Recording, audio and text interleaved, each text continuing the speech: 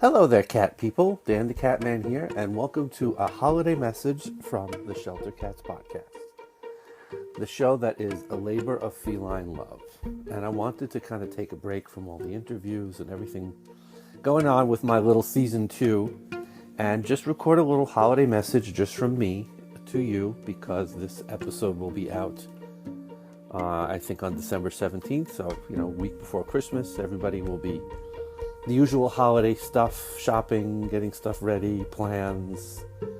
I'll be taking a lot of time off work, so there'll be, a lot of the usual hustle and bustle of holidays. So I wanted to record a little thing, just to, share my holiday joy with all of you. And the holidays are by far my favorite time of year. I love Christmas. I love everything about the holidays. I have been a sucker for the holiday season my entire life. And I grew up Jewish. So we had Hanukkah.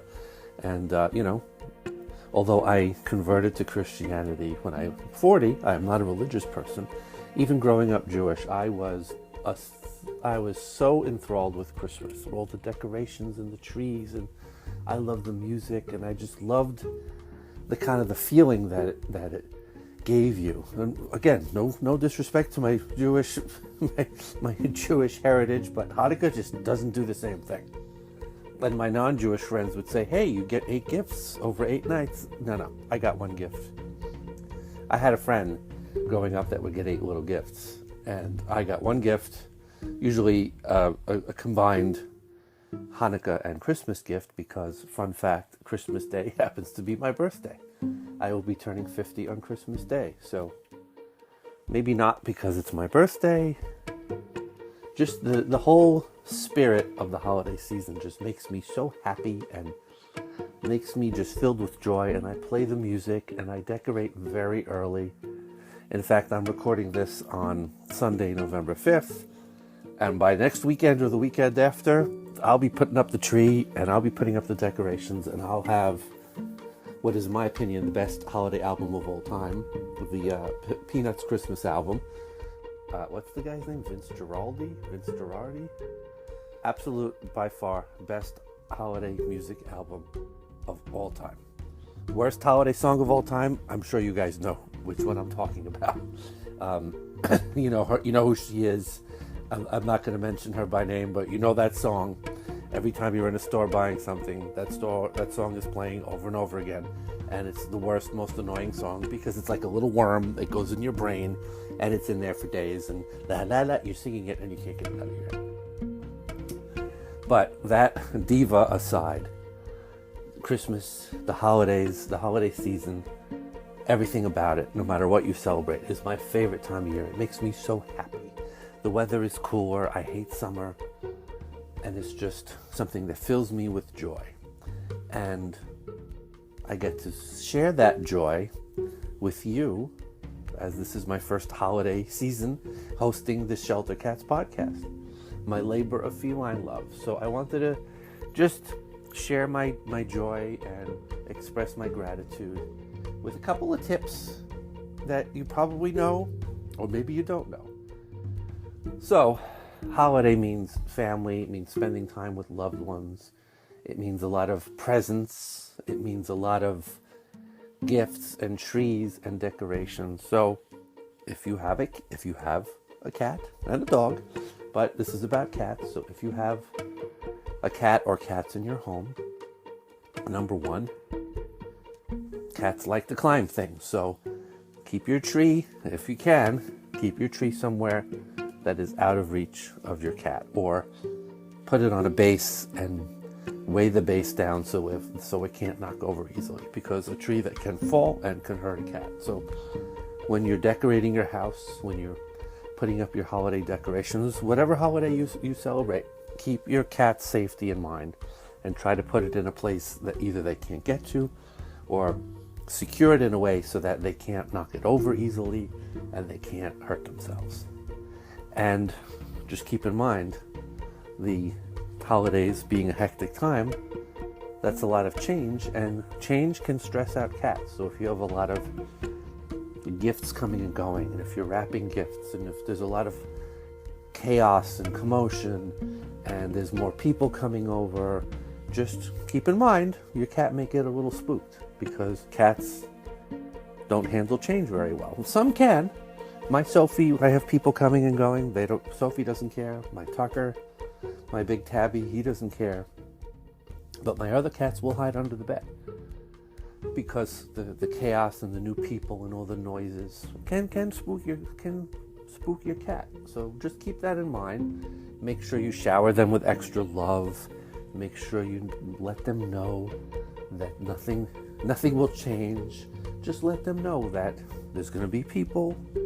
I always say communicate with your cats. Whether they understand you or not, they pick up the vibe of what you're saying. They pick up the emotion.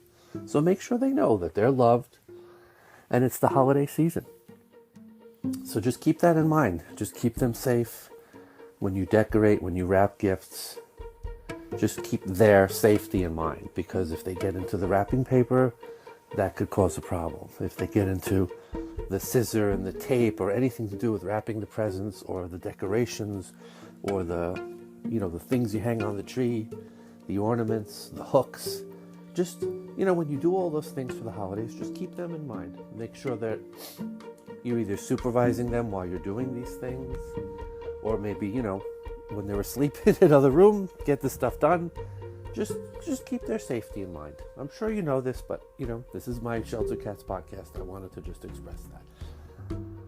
If you are a plant person, poinsettias are poisonous to cats. Do not have them in your home if you have cats. Most of the holiday-related plants, the hollies, the mistletoes, those are all harmful and poisonous to cats. Do not keep a real poinsettia in your house. Get a fake one. My tree is a fake tree. It's a big fake tree. And I put it in the corner of the living room where I have it weighed down. I have the base weighed down so it can't fall. They could sleep under it, but they can't climb it, and they can't eat it because it's fake. So poinsettias, all those holiday-related plants, keep them outside or get fake ones, because if they were to ingest or do anything where they eat it or it gets in their system, it could cause a serious health problem. So please keep that in mind. And also when you have friends over, when you have family over, make sure they know that they're coming to your home and that you have cats, and that, make sure the cats are kept safe. Make sure the doors are closed. Just make sure everybody that comes and goes. I know the holidays are busy and there's a lot of stuff going on, and it's always hectic.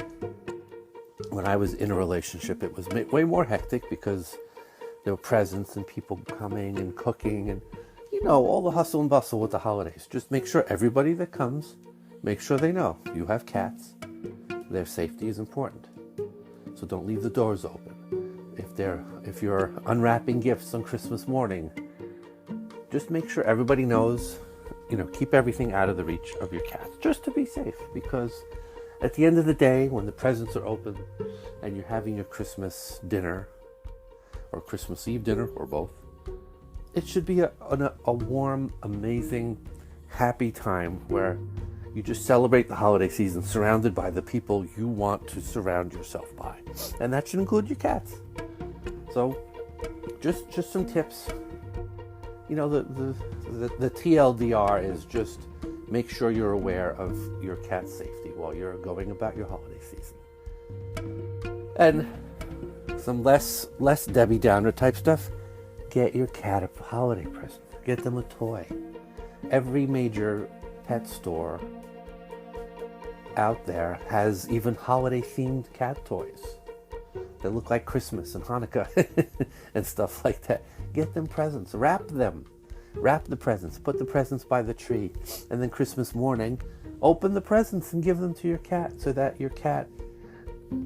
Some of you just rolled your eyes at me and went, "Are you kidding me?" But it's share the joy of your holiday, of the holidays, whatever holiday you celebrate. Share that with your cat. I do that. I wrap gifts for them and then I open them. I have a stocking with each of their initials on it, because your cats are your family. I live alone, so they are my entire family. They're the only roommates I will ever have for the rest of my life. So naturally, share that with them. And you'd be surprised how they'll sit and wait. My cats will sit by the tree when I open gifts Christmas morning with my friends, and they'll get their presents and they'll go off and play with their toys. Because, no cat toy is ever as good as when they first open it and they first play with it, and the catnip smell is the strongest and it's the most interesting. They don't have much of a shelf life after that. After a couple of days, it's like, oh yeah, I've seen that toy already. But the first day, when they get the toy for the first time, when they're playing with it, and you're like, yes, I chose the right toy. Do that for the holidays. Wrap them. I do that. And so that they get to share it with you. I don't think they know holidays. Cats don't celebrate holidays. Every meal is a holiday for a cat. But I am a firm believer that they pick up on your emotions and your vibes. And to me, I know holidays could be difficult for other reasons, but for me, holidays are just a joyous time where you get to celebrate everything that happened that year, the good and the bad, and you could say, I'm here, it's the holiday season. It's just a joyous time that you could have the day off of work. Not everybody, but you're with family, you're with friends, you're with the people that matter to you. Even if you're just spending that with your cats, that matters. So I say share the joy with your cats. So all that aside, if I've missed anything, if there are any tips you have about the holiday season, you know how to reach me. The website is tylerthecat.com. I'm on all social media. Facebook is Shelter Cats page. Instagram, TikTok, and Threads, Shelter Cats Podcast. Twitter, my personal is Dan Tract, and the Twitter for the show is Shelter Cats POD. I have a Medium blog, sheltercats.medium.com, and I have a YouTube, also Shelter Cats, where I do audio with a little video for each episode. And I'll have new episodes through the spring. So if you have other holiday tips that I may have missed, please don't be shy. I love hearing from people. And if you have a great story, if you do something related to helping cats, if you're a trapper, if you foster, if you feed colonies, if you own an amazing cat, I want to hear from you. So that's how you can reach me. Definitely reach out, because I'd love to hear from you. And with that out of the way, I don't have a sponsor, so there's my little commercial. I wanted to take this time, this holiday season, to thank each and every one of you for sharing this journey with me. When I started the show in the spring, I think, March maybe, I started this with absolutely no expectations. I thought I would do a couple of episodes. I'd read old blogs, which I edited into little scripts, and I thought that would be it. I'd have a few episodes. I'd get the story out of Tyler and my cats, and maybe 5 people would listen. That's all I thought. I had no expectations. And my expectations were completely blown out of the water. I have heard from countless people. I have thousands of listeners. The stats for the show never cease to amaze me, particularly on the major platforms. I've interviewed people from all walks of life, all over the world. I've had conversations with others. It's spawned a second podcast, which I'm now working on, which might be out by the time you listen to this, called The Hermit Chronicles. It's just I love podcasting. It's just a great way to have a little show where you get to do what you want and have a purpose and share a message. And in my case, the message is that an everyday cat in a shelter or a foster or a rescue can do extraordinary things. And in my case, amazing things like actually save my life, like Tucker did. So I'm very grateful for all of you for listening, for just everything, for your support, for your just encouragement. You're guesting on my show. You're allowing me to interview you with whatever interview style. I'm told it's evolved and gotten better the more of these I do. So I'm going to take your word for it. And most of all, I'm just grateful that I'm here. You know, it was a trying year. There was good and there was bad. Obviously, I took in Taylor, my amazing foster fail. As I'm recording this now, I have a foster named Rosie, Mama Rose, but I call her Rosie the Riveter. As I'm recording this on November 5th, she is a foster. She is a little female tabby. She's no more than 2 years old. She was found in Lynbrook, which is in Nassau County, Long Island, towards the south shore of Long Island. She had given birth to her kittens. Her kittens found homes, and now she needs to be kind of socialized because she's very, very shy and very skittish. She's a cute little tabby with spots instead of stripes. I tend to collect gray tabbies, except for Sophie and Vance. Vance is orange and Sophie's calico. The rest of my cats are gray tabbies. So, she's another gray tabby. I actually posted a picture on my social media and somebody commented, "You seem to have a type with cats." And I guess that's the case. The gray tabbies tend to find their way here. So, as I'm recording this on November 5th, she is under the bed, hates me, scared shitless of me, loves food, loves to play. Taylor loves her. My cats have accepted her, but she's very shy. She's very skittish, so she's going to need some time. So I have a feeling by the time you listen to this close to Christmas, she'll probably still be here. She's just starting to explore and come out, and she'll eat in front of me, and she's starting to figure out that I'm not exactly a threat. But as you know, some cats need a lot of time to get over whatever their trauma is, whatever made them shy and standoffish and afraid of people. So, you know, I get to share the holidays with her, with my cats. I'm grateful that I was able to save Taylor from death row. He is just an amazing cat. He's going to be 14 in January, and he's just, again, as I'm recording this, he's just happy, playful, healthy. He's a 13-year-old kitten. And my other cat, Sophie is just a solid boss cat. I couldn't imagine life without her. My Mona is amazing. Vance, my orange boy, the sweetest orange boy ever. No offense to your orange cats. And my Tucker, my 17-pound gray tabby Rock of Gibraltar. That's hard to say. I just have amazing cats and feline harmony, and I wish that for you too. And you know, there's been some not so good things this year. I haven't spoken about this much yet, but my father passed away again a week ago as I'm recording this.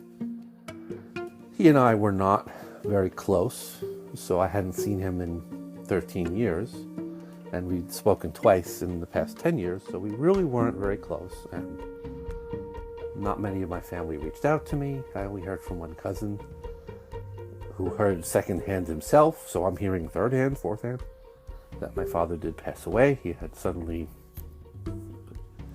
had some issues, health issues with his kidneys, and passed away. So, you know, whether you're close with your parent or not close with your parent, it brings up all sorts of emotions. And, you know, it's still a grieving process. I was not close with them at all. We had a range of issues that I'm not going to really get into, but those issues led me to kind of write them out of my life. And it's still weird to say my father passed away, my father died. It's weird. Whether I was close with him or not, or cared for him or not, it's just weird. It brings up issues of my own mortality. He was 75. I'm about to turn 50. So it brings up issues of my mortality. It's just weird. It brings up issues of my childhood. I do have some, you know, obviously a lot of good memories, fond memories of growing up.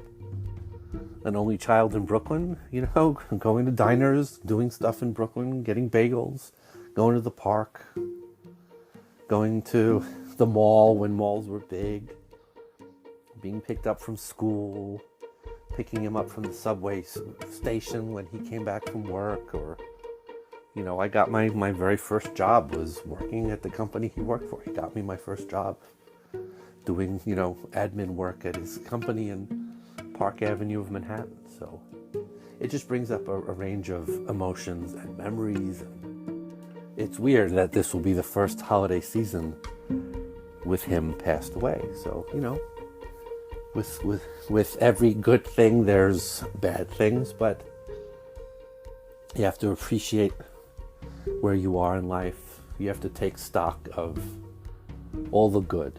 And that's what the holidays mean to me. It's not just the presents and the tree and the decorations, and I love that stuff, don't get me wrong. But it's also you take stock of what you have.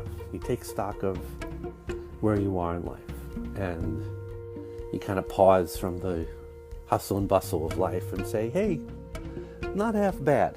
I have a roof over my head, my rent gets paid, I get to have this amazing little podcast that at least a few of you like, and I have amazing cats that bring me joy. And as I say all the time, there is no joy, there is no love like unconditional feline love. I've pretty much retired from love and dating. I had a date or two in 2023, but to be perfectly honest, my heart wasn't in it. And I'm happier being a single bachelor, where I could walk around my office, which is also my recording studio, recording podcasts, and just doing my own thing as a bachelor. I was booked most of my young adult life in relationships, basically from age 19 to 47, 48. I'm going to take the next 10 years off, maybe. My 50s, I will be that bachelor in his 50s. So he seems happy. How come he never got married? How old is he now? He's in his 50s, isn't he? And that's my goal. But no love on this earth with any significant other can match the love of unconditional feline love.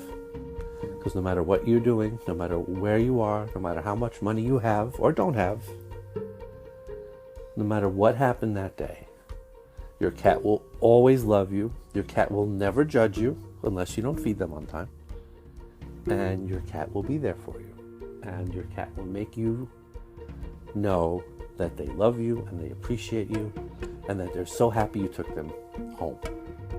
So with that, I wish you a wonderful, joyous holiday season.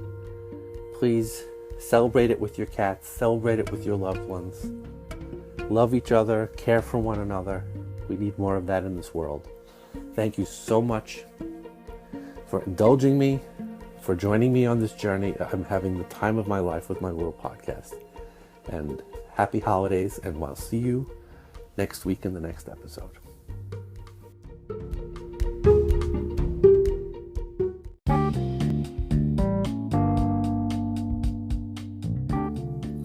Hello again, cat people. Dan the Catman here. It is now Saturday morning, December 16th. And I thought I'd add a little extra little bit here because so much has changed since I recorded the first part of, I sound like Groucho Marx, the first part of my holiday message. So I have more holiday joy to share, so I thought I'd add another section. And I may add another section on top of this. So you get bonus content for your holiday message from the Shelter Cats podcast. So, since I recorded the first part, seemingly on November 5th, one big thing has changed. And that is, I added yet another feline member to my little household, and that is Penelope. Now, Penelope will be the subject of a future episode all her own, because in the new year I'm planning what I'm calling feline spotlight episodes, where it'll just be me talking about my special cats, past and present. So Penelope will get her own feline spotlight episode, but I'll give you the TLDR. I love saying TLDR. Too long, didn't read. I think that's what that stands for, TLDR. So Penelope showed up at my door around May of 2020. So height of the pandemic, and all working from home. I was in a relationship at the time, and we were all on each other's nerves from being home a lot. And I had already had a colony of strays that showed up at my door, and with colony cats, they don't stay long through fortunate or unfortunate circumstances. They move on, or other things that I don't want to even think about.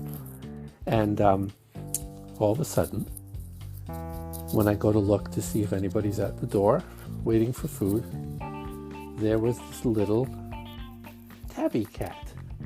So she's a gray tabby, and she's got that white kind of like fire symbol marking on her face, where it's like that kind of like looks like a flame, white breaking up the tabby coloring.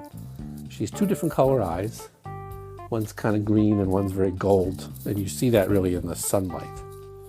And she had a tipped ear, so I knew she had been fixed at some point.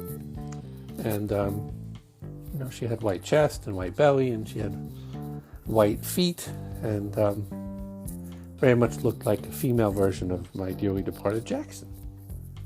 So all of a sudden, there she was, screaming her head off, hungry as hell, very sweet, rubbing the door. So of course I fed her and made her a little house out of a plastic container, made it as waterproof as I could, cut a hole in it, and she kind of hung around. And twice a day, there she was, scratching at the door, meowing, rubbing, waiting for food. She would let me pet her, she'd rub my leg, she'd sit with me. So when weather allowed and time allowed, I would sit with her, I'd stand with her, and she'd eat her meal, and she was so happy. Sometimes she'd ask for seconds, sometimes she'd ask for thirds. Very hungry, very sweet. And then, she'd hang around for a bit. She'd sleep in her little house, and then she'd go gallivant. There's plenty of parks, and there's a bird sanctuary not too far from where I live on Long Island, so one would assume she goes and hangs out and tries to chase birds or whatever. And that kind of went on for 3.5 years, and then just about 3 weeks ago, she showed up and she had something lodged in her mouth. Turned out to be a chicken bone. I discussed this in a previous episode, but one thing led to another. My friend and previous podcast guest, John DeBacker, helped me trap her. Took her to the town shelter. And for once they did the right thing. They treated her. They sedated her. They took out the bone. They gave her antibiotics. She had some fleas. They clipped her claws. And then a couple of days after that, the town shelter called me. Oh, you can come pick up your cat. I called them. No, I was right. They called me. Tuesday morning. And they said, oh, you can come pick up your cat. Okay. So I picked her up, and that was just about 3-4 weeks ago. And ever since then, Penelope is in my home. And I cannot tell you how absolutely happy and filled with joy and happiness that makes me. Because she was always a very sweet and special and kind cat. She had a home at one point. Somebody kicked her out or dumped her. She's too sweet of a cat to be out on the streets. And every time I'd confine my guys and try to lure her in, she just wouldn't have it. I don't know what it was. She didn't want to come in. But she was very sweet. So if I could see that chicken bone, I would thank it, because now she's here, and after 3.5 years, and who knows how long before that, she's here. She's home. She's, mostly sticking to the bedroom for now, but she knows when mealtime is, because I keep to a regular schedule. And she mostly sleeps under the bed because she's still kind of getting used to things. So, when I sit with her, when I call to her, she'll sit with me. She'll put her head on my lap, and she flips on her back, and she's happy to be here, and she's safe, and she's loved. She explores a little bit, but at her own pace. She'll get used to it, but she sticks to the bedroom. She has her own bed under there where she feels safe, and most importantly, her life on the streets is over. Now, on the 25th, I'm going to be turning 50, and I can't think of a better 50th birthday present to myself than the fact that I was finally able to get her off the streets, because I've had the privilege of doing that now 3 times. And when you find a cat, when you give any cat a home, it's amazing. When you take home a shelter cat and give them a home, and you see how they just realize, I get to stay here? This is for me? Really? It warms your heart more than anything in the world. But when you take a cat off the streets and give them a home, that feeling is a bazillion times stronger, because I saw it with Vance, who was in a colony and he was bullied, and he, to this day, every time I give him his food, he rubs my legs and he thanks me, and he is the most cuddliest, kindest cat. All my cats love him. He's even taken to Penelope. He reached out to Taylor when Taylor first got here, and he's done the same with Penelope. He eats with her, he keeps her company. As amazing as every cat is, and as amazing as every shelter cat is, and how they all deserve homes, there's just something about when you find a special cat that unfortunately is homeless, and you give them a home, and you see how they relax, and you see how the tension goes away, and you see how they just realize, I'm safe now. I don't have to worry. Nothing bad's going to happen to me. I found somebody that loved me and gave me a home. It's just an amazing feeling. And seeing her here, when I go to my door, there's still a part of me that expects to see her little face, meowing and rubbing the door. But now when I go in the bedroom and I see her come out, and she'll meow at me, and she'll sit with me, and she'll rub and rub and rub and purr like a freight train. It just is an amazing, I can't think of a better way to ring in the holidays than knowing she's finally safe. So I had to add that little clip. And just an amazing, amazing thing. So thank you so much. The fact that you've all listened and supported my little podcast and made it grow as much as it has warms my heart and makes me feel very special. Thank you all so much. And I'm even proud to announce that I'm not going to be hosting this alone anymore. Michelle Nielsen, who is the author of The Farty Feline and who was just on episode 31 a couple weeks ago, she has agreed to join the show as my co-host. So hopefully we will be having her. I have a few episodes coming up that I've recorded on my own, but I have a lot coming up, including all the Feline Spotlight episodes. I have just booked a major character actor who will be recording with us soon. All I'm going to say is Candyman, and I think you can figure out the rest. I've been talking with him for a while, and he's agreed to join the show. We just have to work out dates for his interview. So floored about that. And we have more guests, more rescues, a cat cafe owner. I've been dying to interview anybody that owns a cat cafe because I'm very, very curious about that. So we'll be interviewing him soon as well. And Michelle has some guests in mind too. So Michelle Nielsen will be my co-host.